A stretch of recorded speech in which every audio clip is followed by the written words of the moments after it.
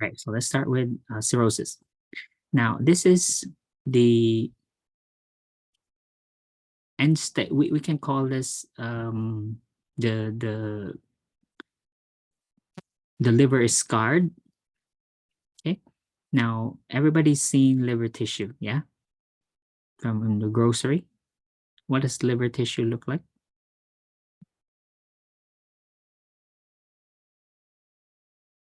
What color is it? What is the liver tissue at Dark brown.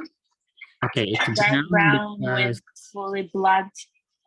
all right, it's only brown looking because it's already dead, yeah? So it's already in the meat department. However, a living liver tissue is actually red. And you can see that when you slice it, it's very red, yeah? It's and any organ that is red, it's red because why? What does it have a lot of? Blood. Hey, there's a lot of blood vessels in there. Okay, so that's how our liver looks. So it performs several functions. Let's just name 4. Okay, so first function of the liver is to metabolize everything.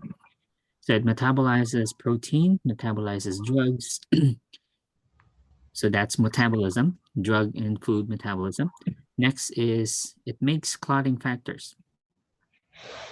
It's responsible, therefore, for helping us control bleeding. Okay?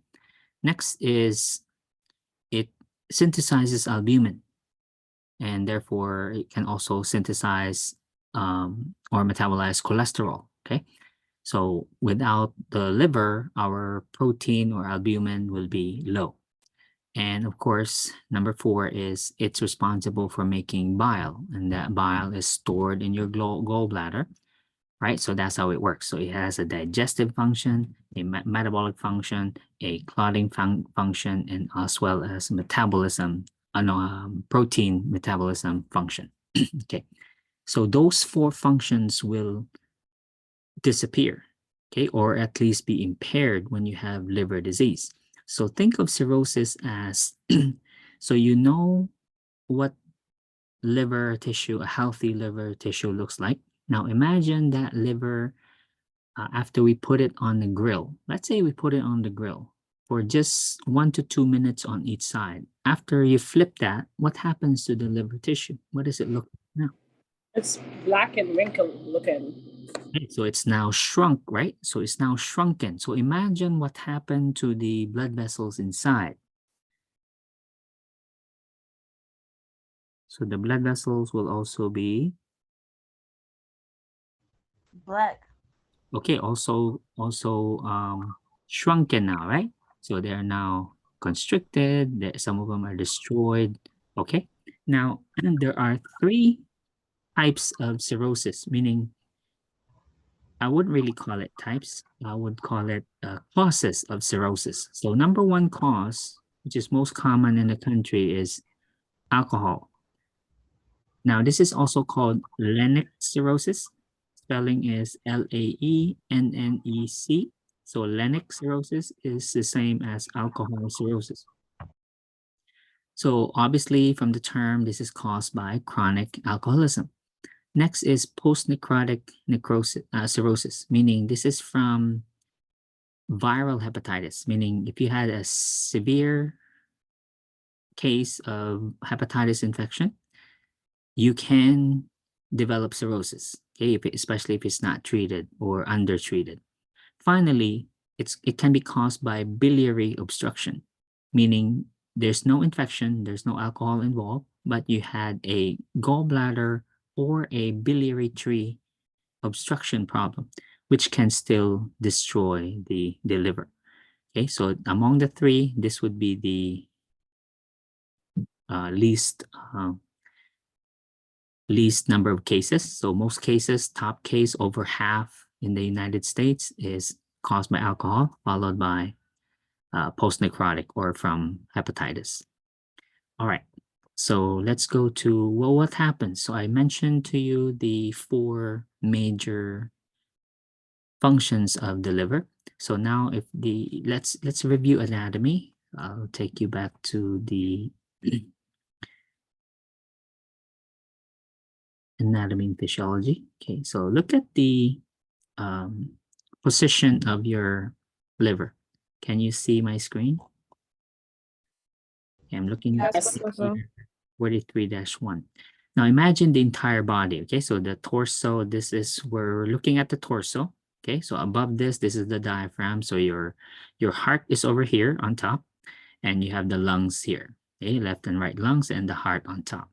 Now you see all the blood from the esophagus, which is not shown here, the esophagus, all the GI organs, the small and large bowel, and also from your lower extremities, all that blood has to drain back into the heart, correct? Via the inferior vena cava. So therefore, which organ will the blood reach first before entering the inferior vena cava based on anatomy?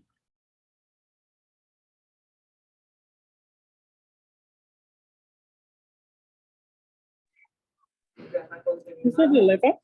Okay, so all the blood from the esophagus, all our GI organs and our both legs, when that blood drains back into the inferior vena cava, it has to pass through the portal circulation. So we call the blood vessels in the liver as the portal. Okay, so there's the portal artery, there's also the portal vein. So the portal vein is the last destination before the portal vein becomes the inferior vena cava. So it's a large vein, and therefore, which is great, because that means all the blood has to pass through the liver and gets cleaned. All right, so that's a perfect setup.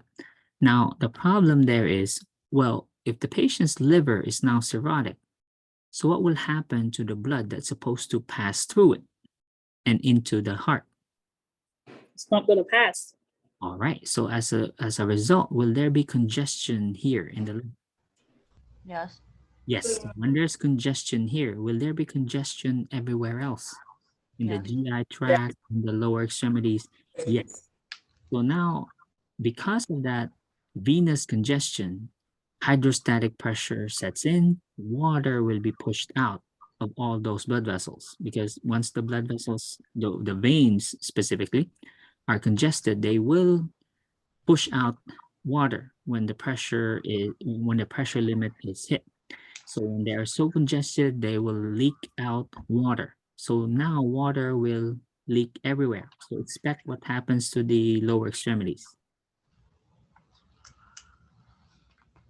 Gonna be swollen. There'll be severe edema in the lower extremity. And so for the blood vessels here, when they leak out water, where will that water go? In the body. In the abdomen. Okay, so in the abdomen, the patient will form what's called ascites. We'll discuss ascites a little bit later. And then, like I said, there will be clotting and bleeding problems. The patient will have low albumin. Patient will also have toxicity, especially of ammonia. Now, when ammonia levels get so high, the problem there is the patient will experience encephalopathy.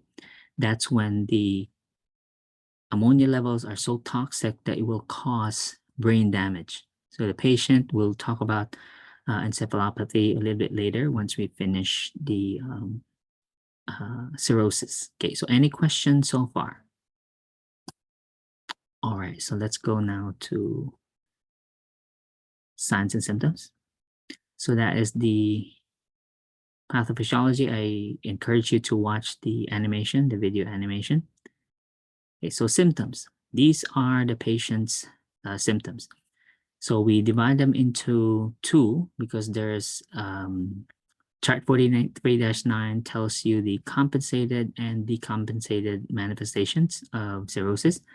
Now we divide them into two because cirrhosis is a slowly evolving disease. It doesn't occur overnight. Unlike hepatitis, let's say you get infected with hepatitis A, your symptoms appear like today, okay, and then get worse tomorrow.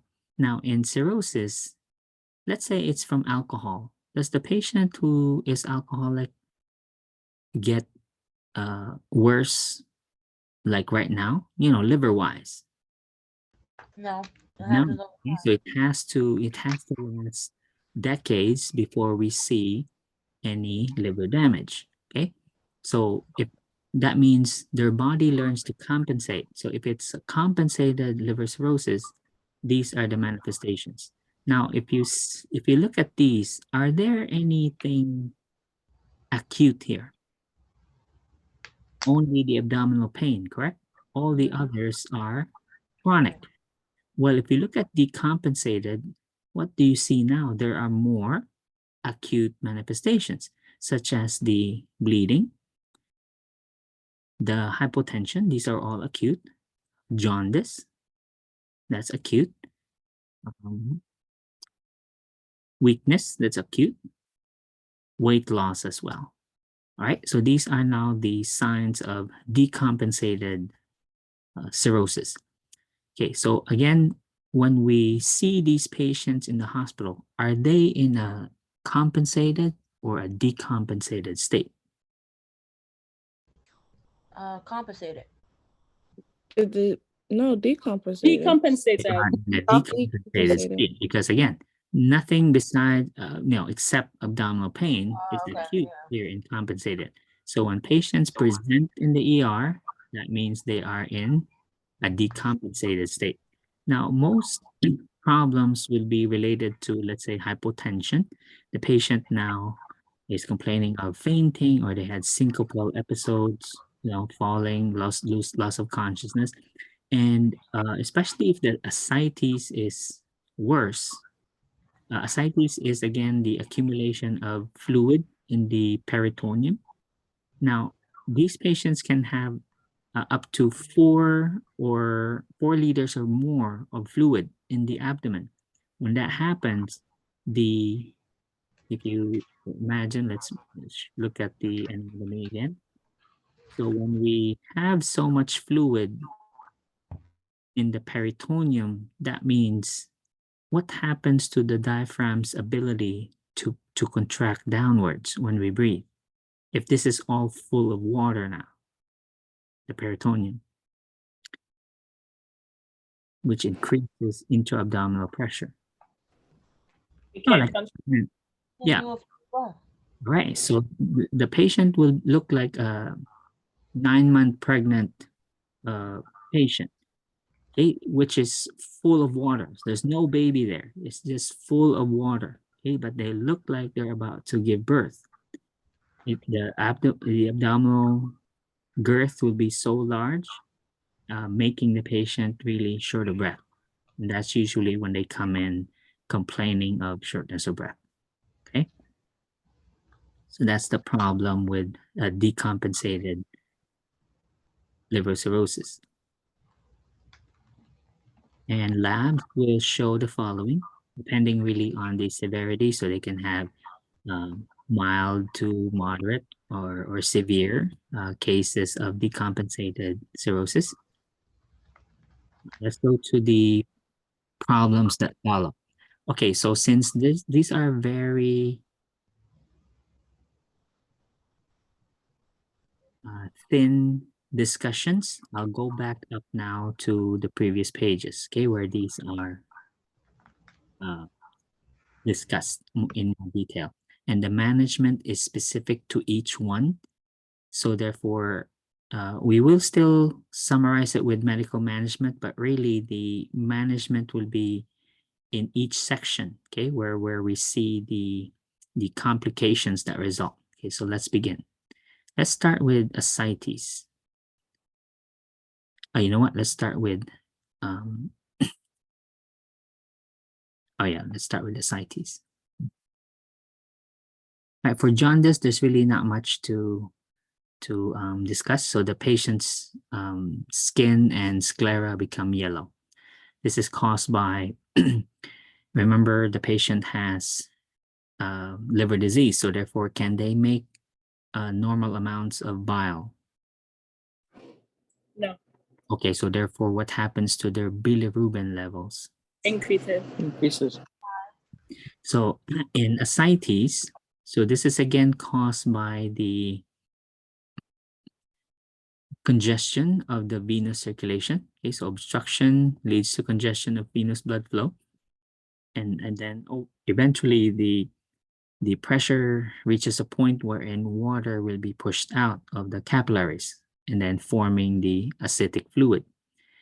Now, to get the, so I said it can start at 4 liters, yeah, but it can reach 20 liters or more. So you can just imagine how big this patient's belly will become and how much dyspnea they will have. Okay, so it's almost impossible to breathe at that point.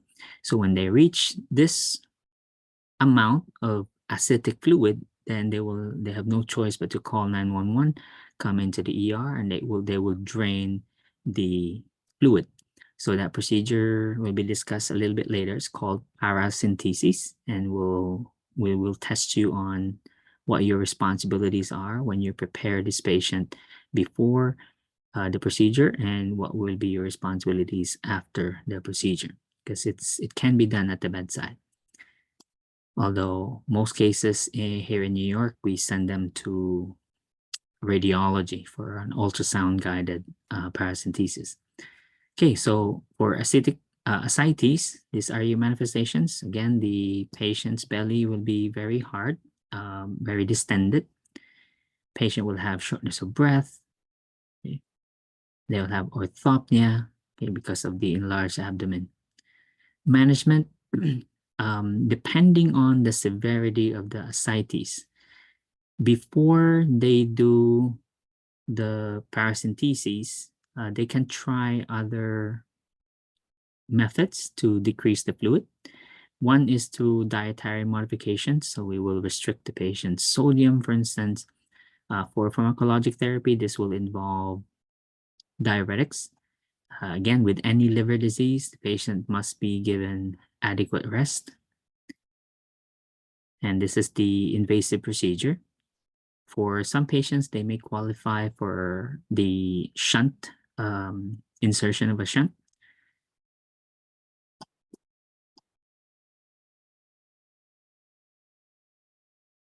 So let's start with diet. So as I said, they will be on a sodium restriction. For pharmacologic therapy, so we do fluid restriction or diuretic agents. So the doctor will choose either spironolactone, depending on the patient's electrolyte levels, or they can use furosemide, loop diuretics, or they can also consider both. Okay, so they can use both types of diuretics, spironolactone and furosemide at the same time. Now, these are not advised. So here it says these types of drugs, acetylcholine is another diuretic. Now, these are contraindicated, obviously, because if the ammonia levels are high, which they are expected to be, then the patient could go into hepatic encephalopathy and even coma, okay, because of severe meningeal irritation caused by the ammonia levels. Okay, we'll discuss this when we get to encephalopathy. And this is our limit. Okay, we don't want the patients to lose so much fluid at one time, of course. And with any other diuretic therapy imposed on any patient, not just restricted to cirrhosis or cirrhotic patients with ascites, of course, we may end up causing complications related to fluid loss. And for bed rest, again, bed rest is necessary for any patient with an inflamed or diseased liver. Here's the procedure. Paracentesis. This can be again done in the ER at the bedside or down in radiology. How long does it take? Well, it depends on how much fluid we need to remove. Now, with any other fluid removal, what will be consequences here when we remove large amounts of fluid from a patient? You remember dialysis, yeah? Hypotension. Okay, hypotension is a concern here, along with electrolyte imbalances as well, because we're not just removing fluid, there's also electrolytes that are removed. Now, one of the consequences of repeated or long-term ascites is what we call SBP, or spontaneous bacterial peritonitis. Now, any stagnant water in the body will do what? Or not just in the body, you know, anywhere. Let's say you have a glass of water that's been sitting there for hours or days. It's gonna evaporate. Bacteria gonna build up in the Bacteria neck. will grow. Okay, so no different here.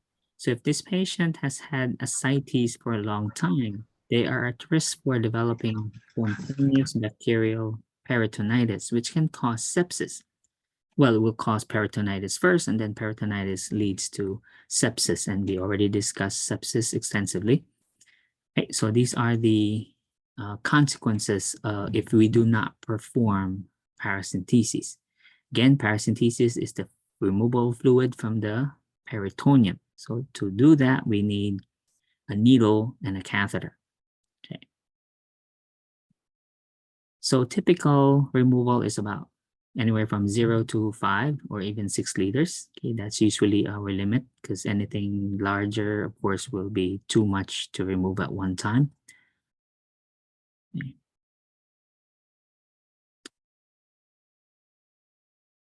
There should be a, okay, there's no,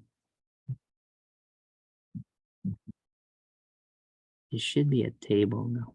Anyway, so your responsibility here is what? So how do we know how much we removed? Do we weigh the patient?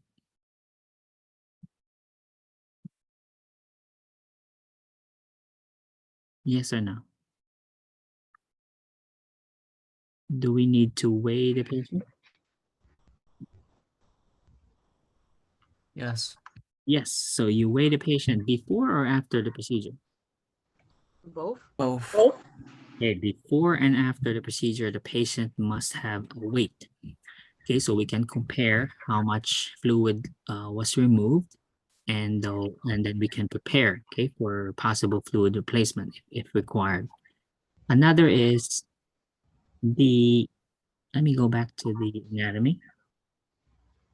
So in ascites, the fluid will not be in one section. Okay, so there's a lot of organs missing in this diagram. So what else is missing here? We have the stomach, right?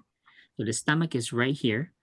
And in the middle are your small bowels, starting from the duodenum. Okay, so we only have a small section here of the duodenum.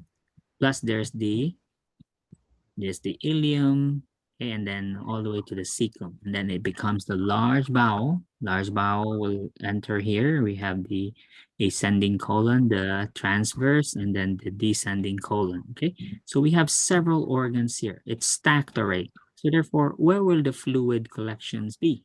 Will they be in one section or spread all over the place? Spread. Okay, they'll be spread all over. And because it's wet, where will it tend to settle?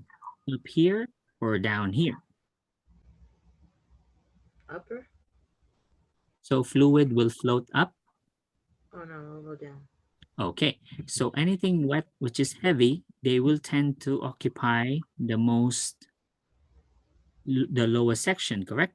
So imagine that there's the kidneys here as well. Kidneys are here, and then the bladder is right here. There's a bladder somewhere here. All right. So when the doctor drains the fluid, where will the doctor most likely insert the needle? Up here or down here? At the bottom. We will make the small incision here to insert the needle. Now, when we do that, can we possibly injure the bladder? Yes. So what is your responsibility before sending the patient down for the procedure? Making sure the bladder is empty. Very good. So patient must have voided. Okay, and of course you have to take vital signs. So baseline vital signs, weigh the patient and make sure the patient empties the bladder. All right. So that is your protection for the patient that you don't accidentally nick the bladder in performing the procedure. All right, that's about it. That's your responsibilities for paracentesis.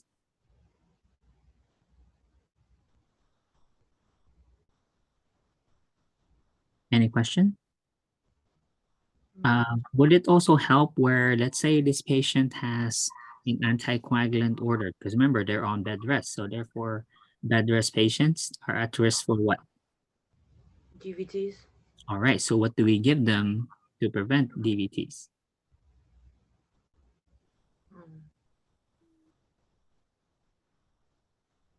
What is it called? Read my mouth, look.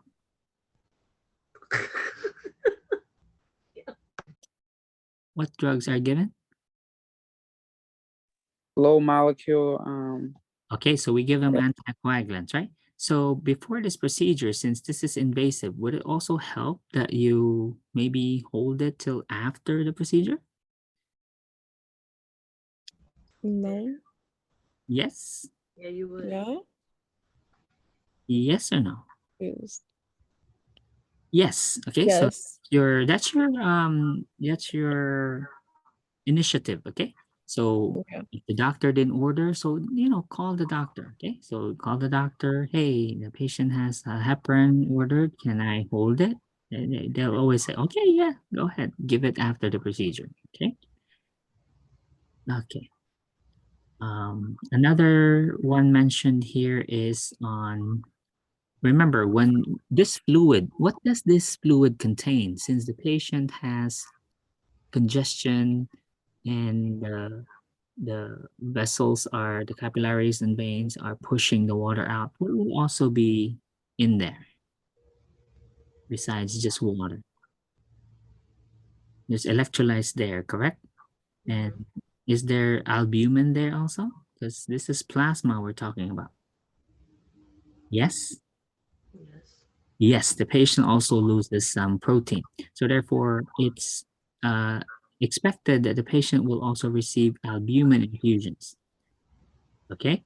Especially on paracentesis days. So after the procedure, the doctor will order, okay, give albumin. So albumin will come in, remember alteplase? Remember your alteplase that you gave a few weeks ago? Thrombolytic, yes. Okay, so not alteplase though, the glass vial. So albumin comes in a glass vial. This will of course be, alteplase was clear, yeah? It was clear liquid. This one will be yellow. It'll be clear but colored yellow, yellowish. Because albumin is basically like plasma, okay? Because plasma is made of water and albumin, all right? And those are your responsibilities, okay? Now, if the patient has, let's say this patient has had cirrhosis for years, okay, for decades now. The fact that they have ascites, and let's say they reach, late stage cirrhosis, and they're having to undergo paracentesis several times a week now. Okay, that's how fast the fluid accumulation is. That's how fast they're getting the ascites, right? So the ascites is so severe that it's recurring several times a week, right? And then the patient has had to come in at least once or up to 3 times a week. They're visiting the ER, okay, every other day just to get paracentesis. Now, is that any way to live? No. No. And we know this patient is going to die anyway, correct? Yes. Right.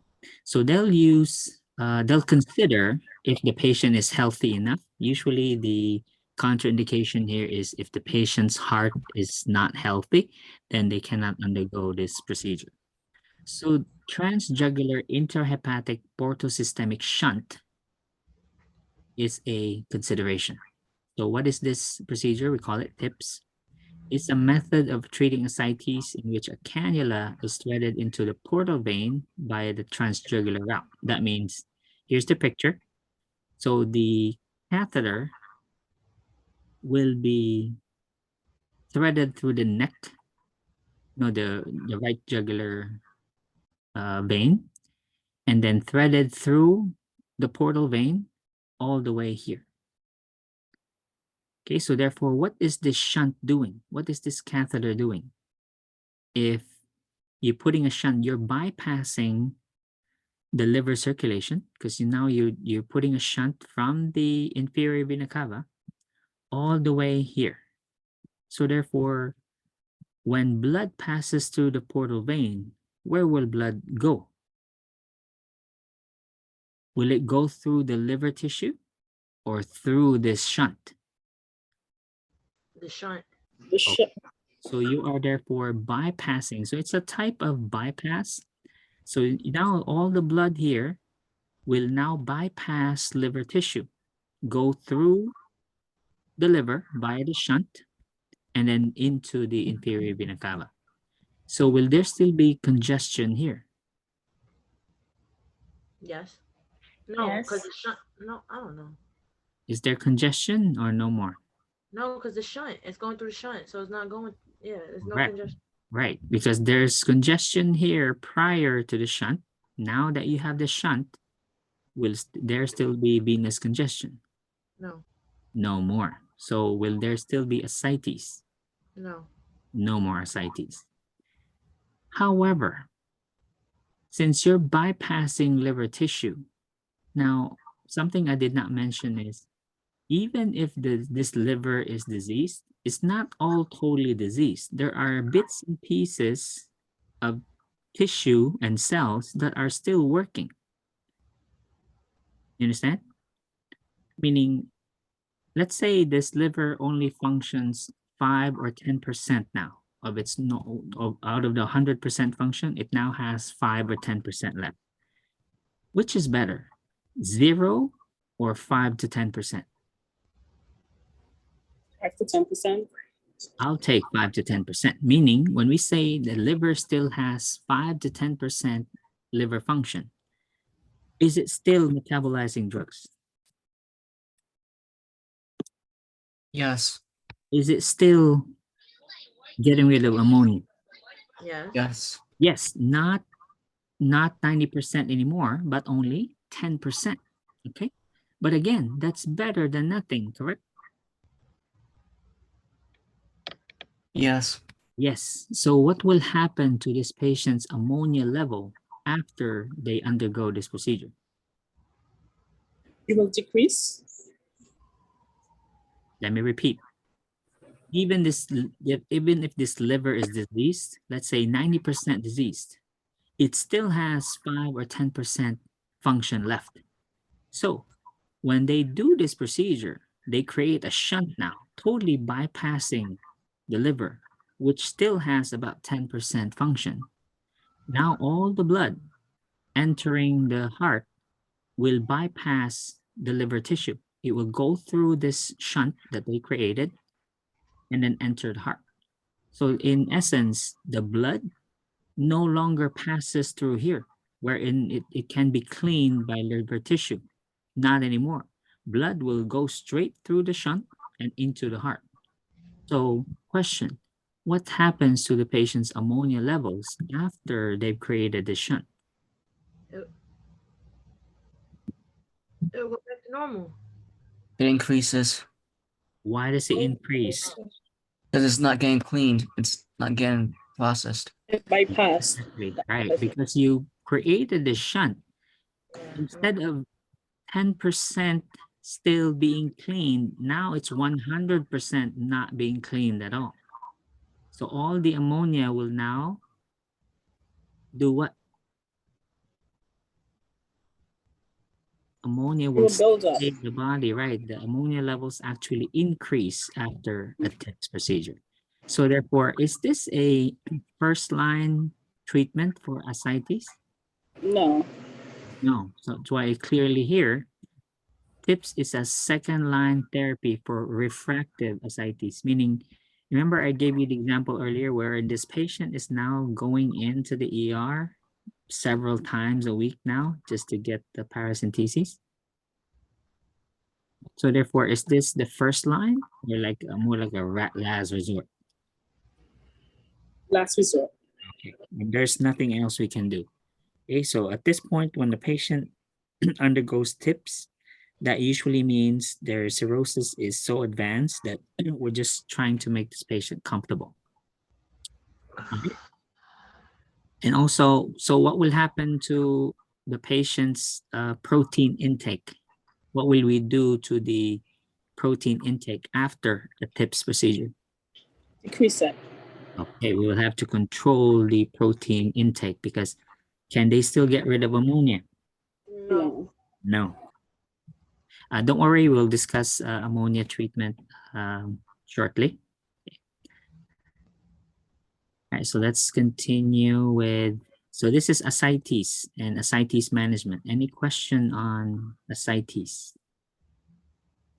All right, let's go to the next problem. So I'll take you back to the anatomy. So we said that all the blood that is coming from the beginning from the esophagus to all these GI organs here, the kidneys, the bowels, all the blood and the lower extremities, all that blood has to go through the portal vein before it reaches the inferior vena cava and then the right atrium. You follow me? Yes. So now let's look at what happens when that no longer happens.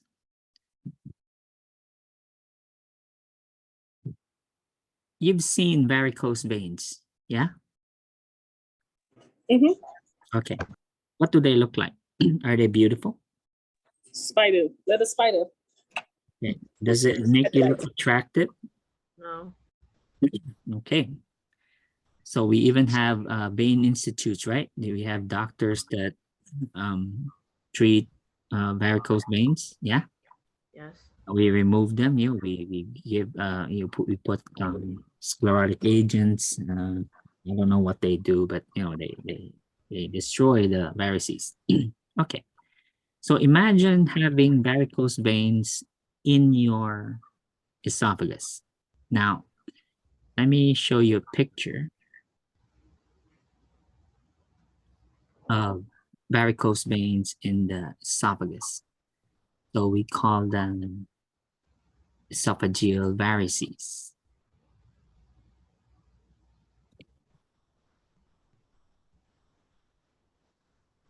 Okay, so here's okay. Let's look at this picture. Is this outside or inside your esophagus? We can't see it. Oh, sorry. This picture, is this outside or inside the That's inside. Inside. inside? Okay, so let's remember one thing here. These varicose veins are not outside, okay? So this is the wall of the esophagus right here. There's no varices there. The varices are inside. So when, let's say, Shanice Morris and Simon, let's put them together, they're alcoholics, they have cirrhosis. So when they swallow the tequila, where will the tequila pass through? The esophagus. Okay, the tequila will go through here, going to the stomach over there, somewhere the stomach's over there. So they're drinking tequila, vodka, and in between, you know, they're eating some tacos, some carnitos, chicharron, pizza with some hot sauce. Okay, so what will happen to these varices, which are basically varicose veins? They're gonna get inflamed, And eroded. I and guess they can rupture. I don't know. It's they gonna will block the bleed. airway. Right, they will rupture and then bleed. So now what will happen? They're bleeding now. You have exposed blood vessels and then they're bleeding. So what will happen to the patient?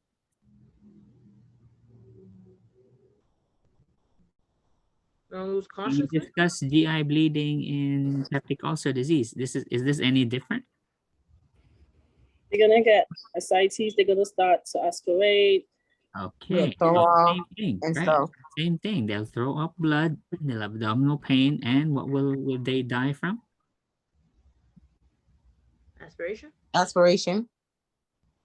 Well, if they don't die from aspiration, they will die from these things Sepsis. are bleeding.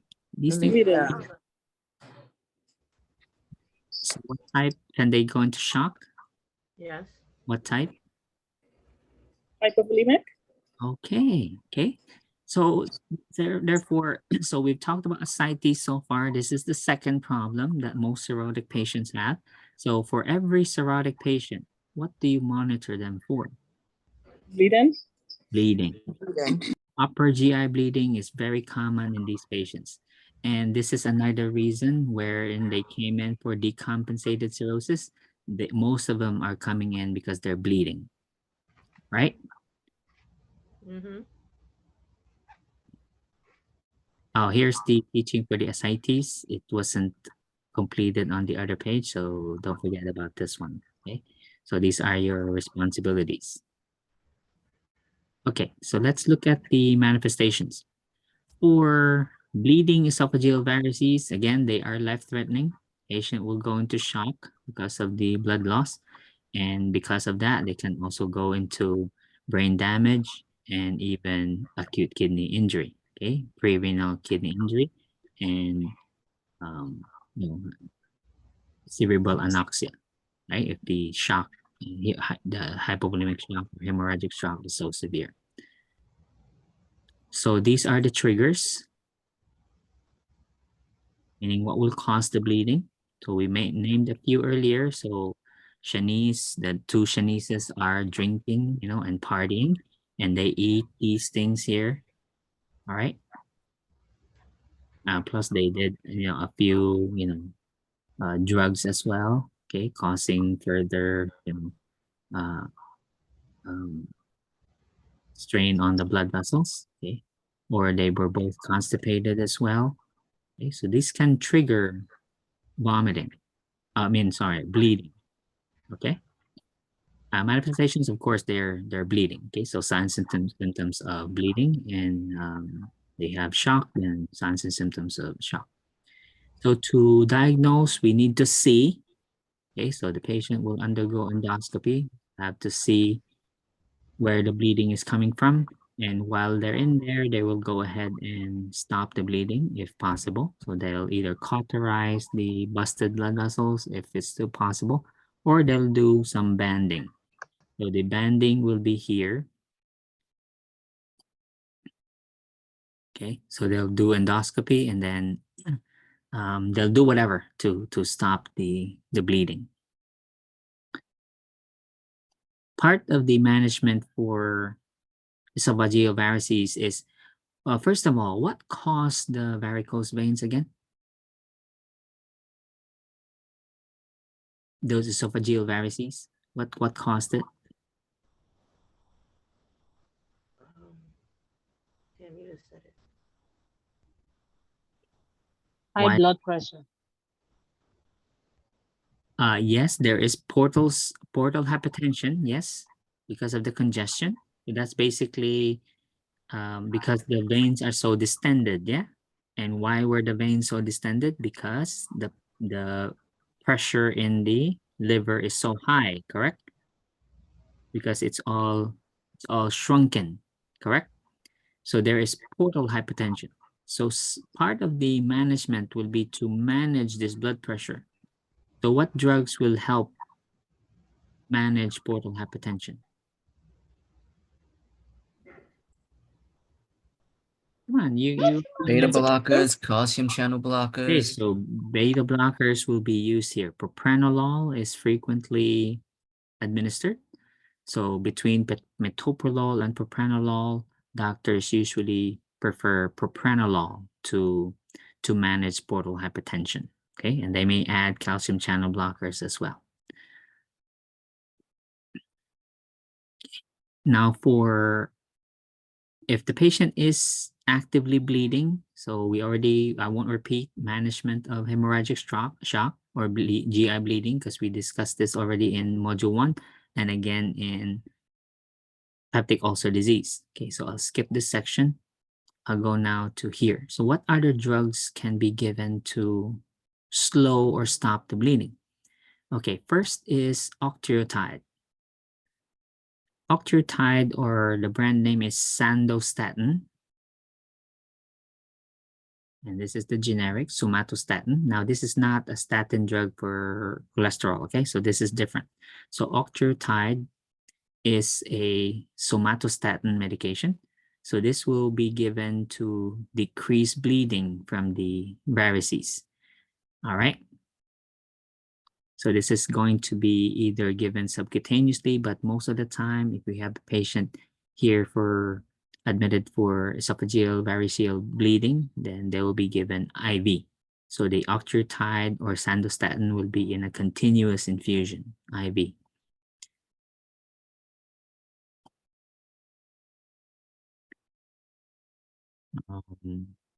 So here are the management for the portal hypertension, the results.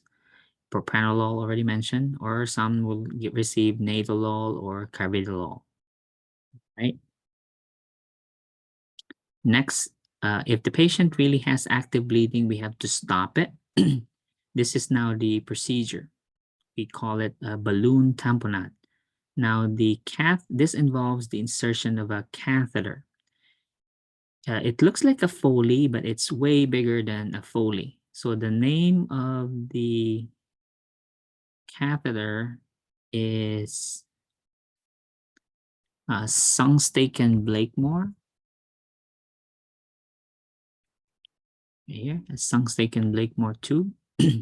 So it's a huge tube. Let me find if we can see if we can find a real person that has it rather than a picture. No, we don't have a real person. Anyway, so here's the size of the tube. This is going to be inserted into your nose. No, it can be, this will be given through your mouth because this is a esophagogastric balloon, an EG tube. Okay, so it's a esophagogastro tube called a Sungstaken Blakemore tube. So this is the diameter of the tube is about you see this marker?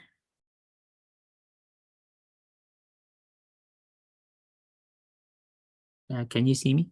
Yes, I could see you. I could Okay. see the marker So too. about 3/4 the size of this marker. Okay, so it's a huge tube you put through the mouth and it will sit in your stomach.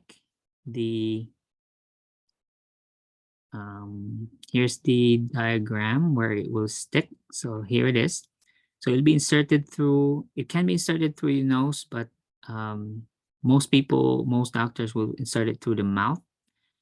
And then these are the two balloons that will be inflated. One here, because this is usually where the varices are. Then there's a big gastric balloon here, which will anchor the tube. Okay, so this is like a Foley, as I described earlier. So there will be 3 lumens, one for the tube, one for the balloon. And then because there are 2 balloons here, so that's why there are 2 inflation ports, one for this balloon and another for this balloon, okay? So this is, since, let's say if this is in your mouth, what's your number one concern? If you have a big tube stuck inside your mouth. Aspiration or infection. Aspiration is the greatest concern with this type of therapy, but we have no choice. We have to stop this bleeding somehow.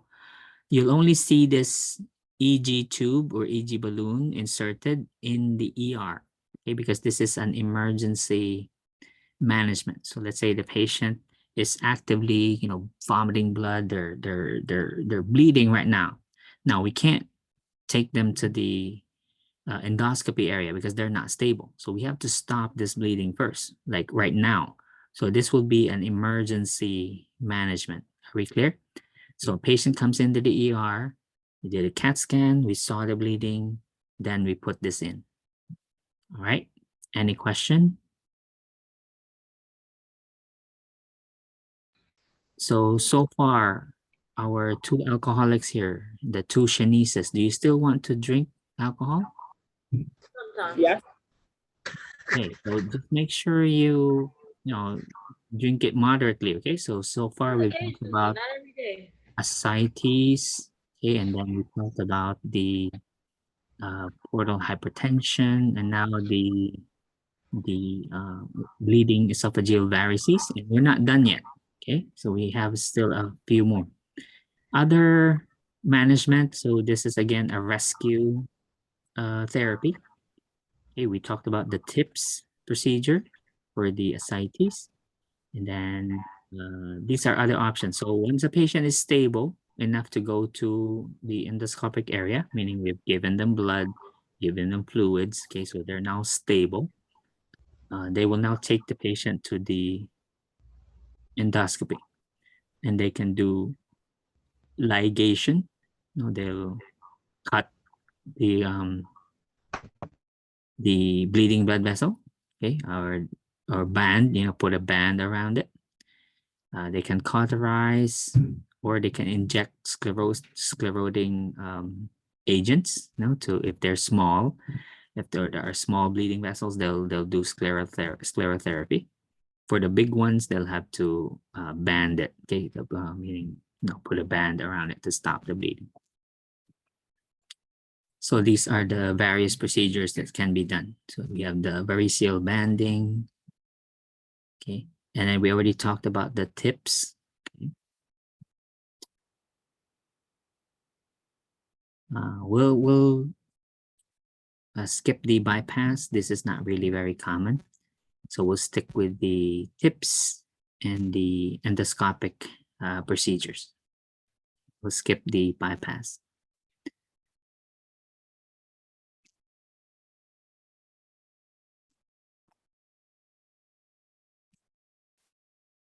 All right, so more problems for Morris and Simon is hepatic encephalopathy. So this is now if the patient's ammonia level is beyond control. So now the patient's blood is very toxic. They're now having meningeal irritation from the ammonia levels. So they'll have changes in the level of consciousness as well as changes in the mental status now. So they'll be very cuckoo now. They behave erratically. They'll be violent, or they could be stuporous. Okay, it can go both ways. So they'll either go like this, like unresponsive, to like really crazy. Okay. So it's all caused by the ammonia. Now, therefore, what's the treatment for encephalopathy? Lactulose. Okay, so we'll have to treat this patient with lactulose. However, if the patient's pH is affected, meaning they are in severe metabolic acidosis, so they may benefit from sodium bicarbonate as well. Okay, so we give them bicarbonate infusions, but main treatment for encephalopathy is lactulose. Okay, now this sign is called asterixis. So this is stage 3 to stage 4 encephalopathy. When the patient raises their hands, so you tell the patient, okay, can you raise both hands for me? And when they do that, they have these flapping tremors. The patient's hands will do like this, okay? That means their nerves are so irritated now, and this is their response. Okay, so we call it asterixis. Again, present in stage 3 and stage 4 encephalopathy. So this is late stage now. The patient has poor prognosis at this point, but we still treat them. We give them lactulose. We'll get to the management shortly. Other manifestations are fetor hepaticus. This is basically their breath smells like poop.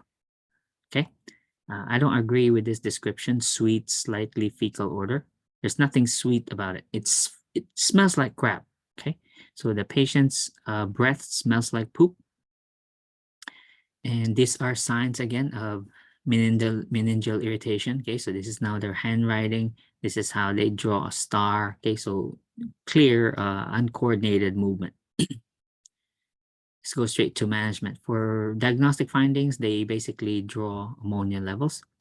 And for management, lactulose. Okay, now how much lactulose is given? Well, it depends. Our objective for lactulose therapy is to produce 2 to 3 soft bowel movements a day. Again, the goal is to for the patient to have 2 to 3 soft bowel movements per day. Okay, that is our goal. Okay, so how much lactulose is given? Again, our goal is to produce 2 to 3 soft bowel movements per day. If it takes 2 or more doses, then that's what the patient will receive. Okay, 2 or more soft bowel movements a day. Most of the time, if the patient's already on regular lactulose, 1 dose usually does the trick. We also, of course, we don't want to give too much because now the patient will have diarrhea. Now that will cause fluid and electrolyte loss now. Okay, so that means you've given too much lactulose. All right. Okay. And because this involves the CNS, so these are your additional management. So you monitor neurologic status. And the patients at this point, because they have altered mental status, will have a feeding tube now because they won't eat anymore. Okay, they will be on close observation because of the mental status changes. They can be very confused, okay, very disoriented. They're huge fall risk. So with these patients, we usually put them on 1-to-1. And at this point, look at this statement. Can someone read it? Dietary protein intake should not be restricted in hepatic, Hepatic encephalopathy. yes, as recommended in the past. Protein intake should be maintained at 1.2 to 1.5 kilograms per day. Okay, like we said earlier, they are sick. Okay, so the liver needs nutrition because the protein levels are low. So we need to give protein. However, we will be limiting it to this amount only, especially if they're already in encephalopathy. All right. We doesn't mean we don't give them protein at all. We do, but we just limit the protein intake. Okay. And here's your chart for nutritional management. Right. And that's about, let me make sure I covered everything. Yeah, we already did that. Oh, skin.